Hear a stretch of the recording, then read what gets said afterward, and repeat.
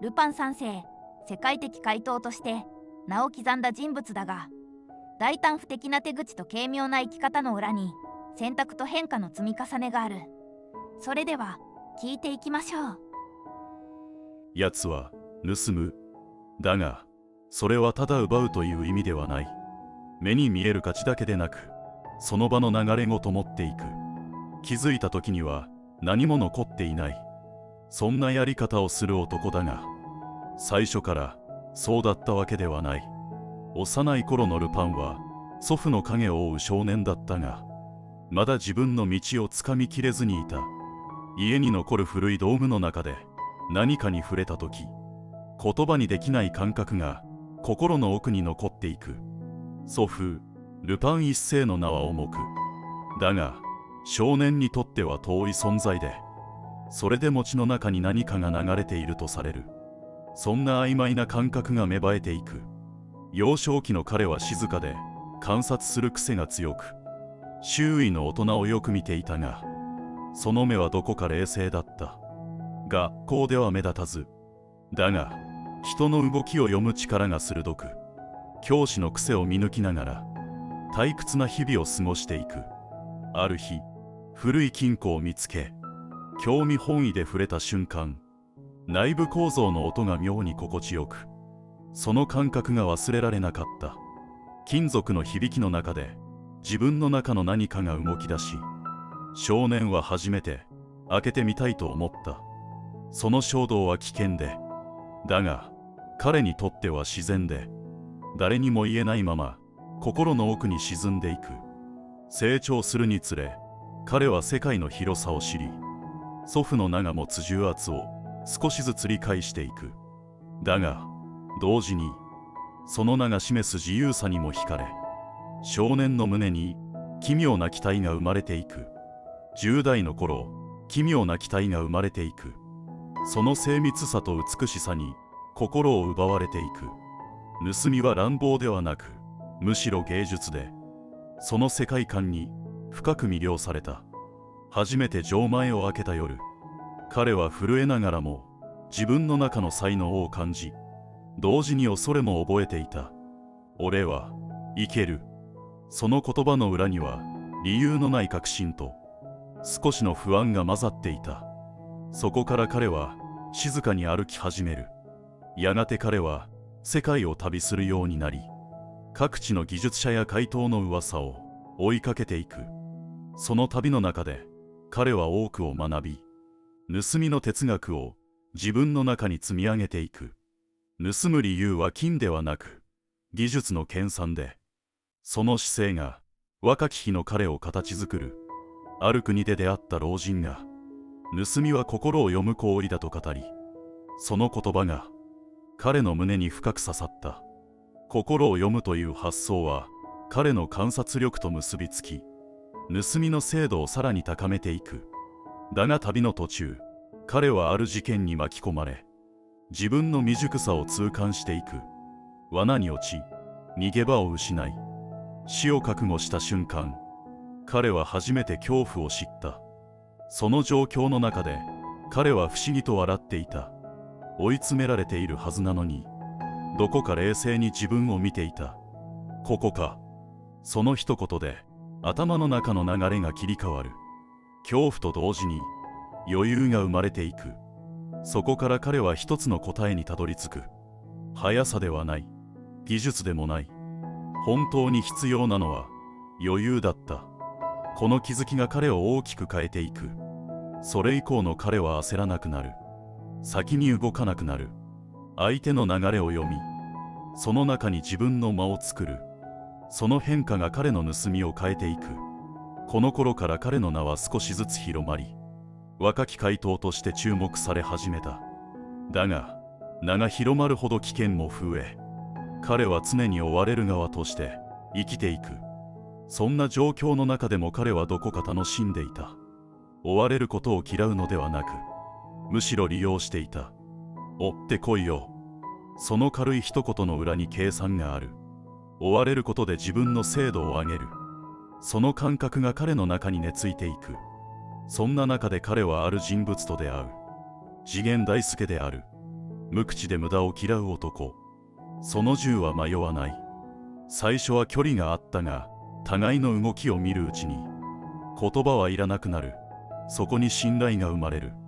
次に現れたのは石川五右衛門。一振りで全てを断つ男。その静けさは異質で、ルパンとは対照的だった。だが彼は迷わず受け入れる。違いを消さないまま共存させていく。その関係が彼の幅を広げていく。そして峰不二子、自由でつかめない存在。彼の感情を揺らし、計算を狂わせる。それでも離れない。その関係が彼に人間らしさを残す。さらに銭形警部、追い続ける男。ルパン、逮捕だ。その声は常に背後にある。だがルパンは消えない。わざと気配を残す。追わせる。その緊張の中で自分を保つ。こうして彼は仲間と敵に囲まれながら自分の形を作っていく。だがこの頃、彼の中に変化が生まれる。盗む理由が少しずつ変わり始める。技術のためだけではない。生き方としての盗みへと形を変えていく。ここまでのルパンは静かな成長の中で余裕を手に入れた存在だが、追われることすら利用する姿に彼特有の軽さと危うさが見えてくる。仲間との関係が広がる中で孤独だった存在に変化が生まれていると感じる。この先、その美学がどのように揺れ、どこへ向かうのか、自然と続きを聞きたくなる余白が残る。続きをどうぞ。ルパンの生き方は静かに揺れ始め、盗みの意味そのものが少しずつ変わっていく。若い頃の衝動だけではもう動けなくなり、選ぶべき道が重くのしかかってくる。仲間と動く日々の中で彼は責任というものを知り、その重さが胸の奥に沈んでいく。だが同時に仲間の存在が支えとなり、彼の判断を確かなものにしていく。ある夜の作戦で彼は大きな選択を迫られ、仲間を守るか目的を取るかで揺れた。その瞬間、彼の中で何かが切り替わる。盗みの意味が別の形を帯び始めた。命あっての盗みだ。その短い言葉が彼の中に残り続け、その後の行動を決めていく。この頃からルパンはより柔らかく、人の心を読むようになり、盗みの精度がさらに増していく。だが同時に危険もまた増えていく。敵の包囲は強まり、銭形の追跡も激しくなり、彼の自由は少しずつ削られていく。それでもルパンはどこかで笑っていた。追われることを恐れるのではなく、むしろ楽しむように。いいじゃねえか。その軽い一言に焦りはなかった。追われる緊張の中で生きている実感があり、その感覚が彼を前に進ませていく。ある作戦で銭形に追い詰められ、逃げ道が消えた瞬間、ルパンは笑った。それは挑発ではなく覚悟の笑みで、自分を奮い立たせるためのものだった。五右衛門と次元はその変化を感じ取り、彼の背中に静かな信頼を寄せていく。仲間の存在が彼の判断を支え、危機の中でも冷静さを保たせていく。藤子との関係もこの頃さらに揺れ始め、彼の心を静かに複雑にしていく。藤子は自由でつかみどころがなく、彼の価値観を揺らしながら、時に裏切り、時に寄り添う存在だった。ルパンはその揺れを拒むことなく受け止め、むしろ楽しむようになっていく。面白いな、その一言に彼の余裕がにじむ。藤子の存在は彼にとって鏡のようで、自分の弱さや欲を静かに映し出していく。ある夜、藤子が姿を消し、彼は胸の奥に小さな痛みを覚えた。それは怒りでも寂しさでもなく、ただ静かに残る感情で、彼は月を見上げながら自分の道を考え続ける。盗む理由は技術でも金でもなく、生き方そのものへと変わり始めていた。ある国の博物館で彼は宝の前に立ち止まる。その価値ではなく積み重ねられた時間を感じ取り、しばらく動かなかった。手を伸ばせば届く。だが動かない。一歩引き、それでいいと自分で決めた。その夜、彼は何も盗まず静かに去っていく。仲間は驚いたが、彼の中では自然な選択だった。盗むことが目的ではなく、生き方の表現へと変わっていたからだ。だがその変化は敵にも伝わり、彼を狙う者が増えていく。ある組織が動きを読み、罠を仕掛けた。その罠は巧妙で仲間を巻き込み、彼の判断を試すものだった。五右衛門は静かに構え、次元は銃を握り、藤子は笑みを浮かべながら状況を見ていた。その中心でルパンは焦らず、流れを読みながら一つの隙を待つ。そして動く。遅えな、小さくつぶやき、空気のずれをつかんだ瞬間、彼は罠の中へ踏み込む。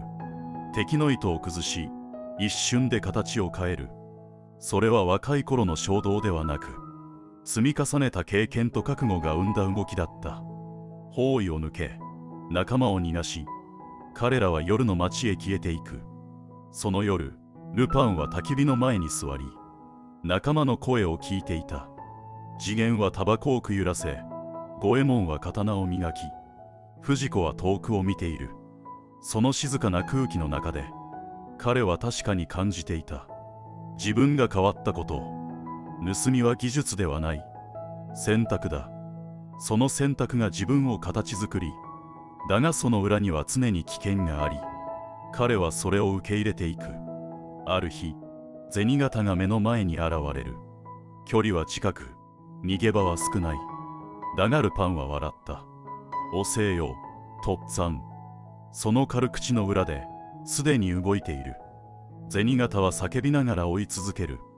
その姿にルパンはどこか安心していた。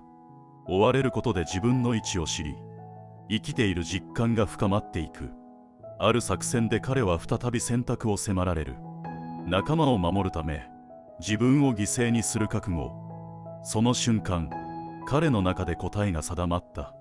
宝よりも仲間、技術よりも生き方。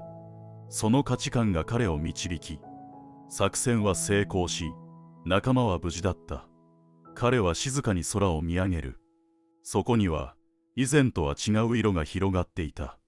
彼は息を吐き、その色を受け入れる。盗みは終わらない。だが意味は変わった。それは彼の生き方になった。そしてまた、次の夜が来る。ルパンは歩き出す。迷いはある。だが止まらない。その背中には、軽さと重さが同時に乗っている。これからも、ルパンは止まらない。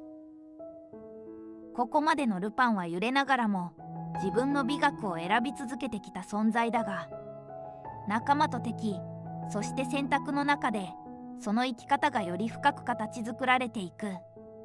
軽さの裏にある覚悟が彼という人物を静かに支えていると感じられる。この先も彼は盗み続けるが、その意味は常に変わり続けていくだろう。それでは次回の主役でお会いしましょう。